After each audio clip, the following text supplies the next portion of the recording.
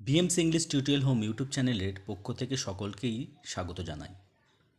আজকে আমাদের আলোচ্য বিষয় ইংলিশ রোমান্টিক পোয়েট উইলিয়াম ওয়ার্ডসওয়ার্থের লেখা স্ট্রেঞ্জ ফিটস অফ প্যাশন, 7 স্ট্যাঞ্জা বিশিষ্ট একটি ব্যালাড বা গীতি কবিতা। 1798 খ্রিস্টাব্দে জার্মানিতে থাকাকালীন সময়ে কবি উইলিয়াম ওয়ার্ডসওয়ার্থ এই কবিতাটি রচনা করেছিলেন। এই কবিতাটি তার লুসি পোয়েমসের অন্তর্গত একটি কবিতা। লুসি পোয়েম হল 5টি কবিতার সংকলন, যা লুসি নামক একটি ব্যক্তিকে উদ্দেশ্য করে লেখা। তবে কে যে এই লুসি তা কবি কখনোই প্রকাশ করেননি। আমাদের আলোচ্য কবিতা স্ট্রেঞ্জ ফিটস অফ প্যাশন কবিতাটি ফার্স্ট লিরিক্যাল ব্যালাডের দ্বিতীয় সংস্করণে প্রকাশিত হয়েছিল 1800 খ্রিস্টাব্দে, যেখানে কবিতার প্রিয়তমার সঙ্গে সাক্ষাৎ করতে যাওয়ার সময় তার মধ্যে কী কী অনুভব বা অনুভূতি জেগেছিল এবং তার যে ল্যান্ডস্কেপের মধ্য দিয়ে গিয়েছিলেন তারই বর্ণনা দিয়েছেন এই কবিতায়। তো এবার আমরা চলে যাই কবিতাতে। Strange fits of passion have I known, strange fits of passion have I known and I will dare to tell, but in the lover's ear alone, what once to me befell. First স্ট্যাঞ্জায় কবি Wordsworth তিনি অস্বাভাবিক আবেগ অনুভব করেছেন। এই আবেগকে তিনি কি বললেন? স্ট্রেঞ্জ ফিটস অফ প্যাশন বা অদ্ভুত আবেগের অনুভূতি হিসেবে তিনি বর্ণনা করলেন। তার এই আবেগের কথা তিনি প্রেমিকা ছাড়া কাউকে বলার সাহস করেন না। যে দ্বিতীয় লাইনে যেটা তিনি বলেছেন, I will dare to tell but in the lover's ears alone. কেননা কবি বিশ্বাস করেন যে শুধুমাত্র একজন প্রেমিকাই বা প্রেমিক এই আবেগের কথা বুঝবেন। তাই তিনি তাকে বলতে চান একদা তার মধ্যে কী ধরনের আবেগ তাকে প্রভাবিত করেছিলেন। হোয়াট ওয়ান্স টু মি বিফল। তো এই হলো ফার্স্ট স্ট্যাঞ্জারের এক্সপ্লেনেশন বা শব্দার্থ। চলে যাই আমরা দ্বিতীয় স্ট্যাঞ্জাতে। When she I loved looked every day, when she I loved looked every day, fresh as a June, fresh as a rose in June. I to her cottage bent my way beneath an evening moon. তো আমরা প্রথমে literal মিনিংটা দেখে নেব, তারপর Literary. When she I loved looked every day, কবি যখন তার প্রেমিকাকে ভালোবাসতেন, অর্থাৎ অতীতের কথা বলেছেন, সেই সময় তার প্রেমিকা কিসের মতো ছিল? ঠিক fresh as a rose in June, June মাসের সতেজ গোলাপের মতো। I to her cottage bend my way beneath an evening moon, কোনো এক চন্দ্রালোকিত সন্ধ্যায় কবি তার প্রেমিকার কুঠিরের উদ্দেশ্যে রওনা দিয়েছিলেন। তো বিস্তারিতভাবে যদি বলতে চাই, এখানে কবি কী করলেন? কবি তার প্রিয়তমার সৌন্দর্য পবিত্রতা বোঝানোর জন্য জুন মাসের তাজা গোলাপের সঙ্গে তুলনা করলেন। কোনটা? Fresh as a rose in June. এই যে গোলাপের সিম্বলিজমটা এর মধ্য দিয়ে, এই গোলাপের সিম্বলিজমের মধ্য দিয়ে তিনি কী করলেন? তিনি তার রোমান্টিক সত্তাকে কিন্তু প্রতিষ্ঠা করেছেন এই কবিতায়। গোলাপ হলো জুনের সবচেয়ে পরিচিত ফুল, কারণ কি এই মাসেই তারা সম্পূর্ণভাবে পুষ্পটিত হয়।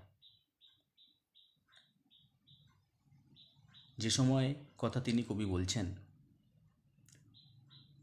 তিনি এক অতীতের চন্দ্রালোকিত সন্ধ্যায় তার প্রেমিকার কুঠিরে যে যাত্রা করেছিলেন, সেই সময়ে তার প্রেমিকা কীরকম ছিল?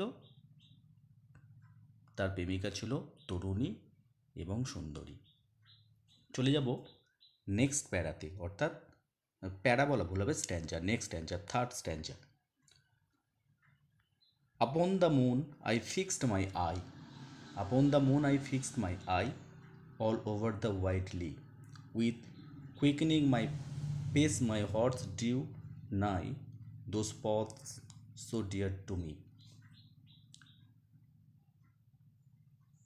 প্রশস্ত তৃণভূমির মধ্য দিয়ে ভ্রমণ করার সময় তিনি ক্রমাগত চাঁদের দিকে তাকিয়েছিলেন, যেখানে কবি ফার্স্ট লাইনে বললেন এখানে upon the moon I fixed my eyes. কবির ঘোড়া ক্রমবর্ধমান গতিতে অর্থাৎ ক্রমাগত বেড়ে চলা বা ক্রমবর্ধমান গতিতে তার প্রিয়তমার বাড়ির কাছাকাছি আসছিল। With quickening pace my horse drew nigh, সে তার পরিচিত পথগুলি অতিক্রম করছিল, যে পথ তার কাছে খুবই প্রিয়, কেননা সেই পথ তার প্রিয়তমার বাড়ির দিকে বয়ে গেছে। দোজ পথ সো ডিয়ার টু মি, যে কারণে কবি বলেছেন। Next para, next stanza. And now we reach the orchard plot and as we climb the hill the sinking moon to Lucy's cot came near and nearer still. তারপর আমরা কোথায় পৌঁছালাম?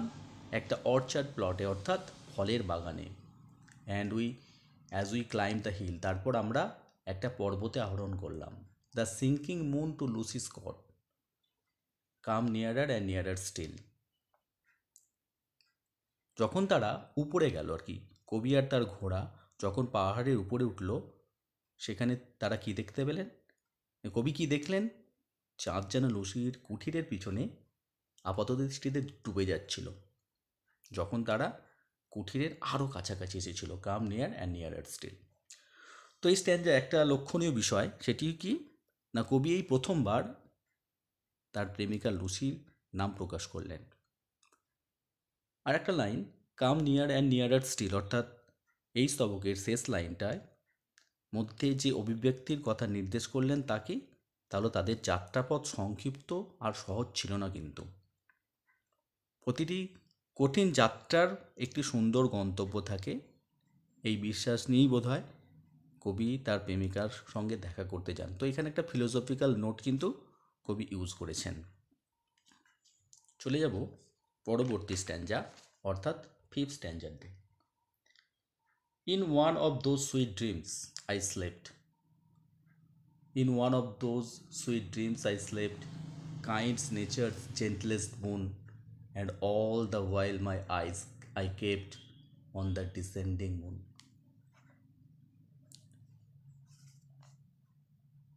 তার প্রেমিকার কুঠিরে যাত্রা কবির কাছে একটি মিষ্টি স্বপ্নের মতো, sweet dreams.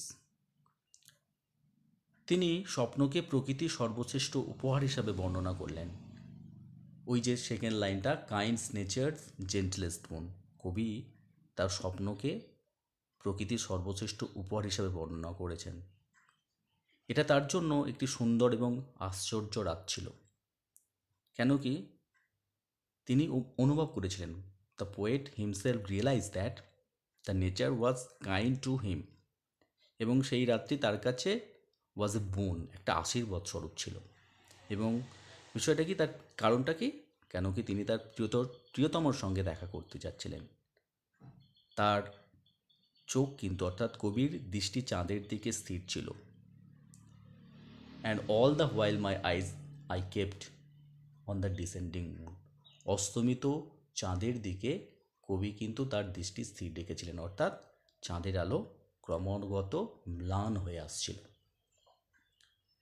My horse moved on hoof after hoof, আমার ঘোড়া চলতে থাকলো। হুপ অর্থাৎ ঘোড়ার যে খুর, সেটাকে হুপ বলি। এখানে হুপ আফটার হুপ বলতে দ্রুত গতিতে, দ্য র্যাপিড সাকসেশন বলা যেতে পারে। Hoof after hoof he raised and never stopped, অর্থাৎ গ্যালপ করে করে, লাফিয়ে লাফিয়ে তার ঘোড়া চলছিল না থেমে। When down behind the cottage roof at once the bright moon dropped, যখন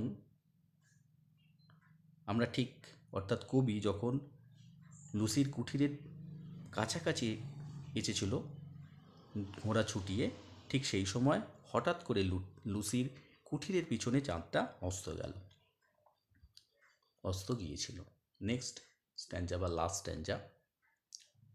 what fond and wayward thoughts will slide into a lover's head, প্রেমিকের মাথায় কত প্রেমাসক্তিজনিত নির্বোধ এবং খামখেয়ালি চিন্তাভাবনা আসে, হুইমসিক্যাল চিন্তাভাবনা, যেটা কী থেকে আসে? ভয় থেকে।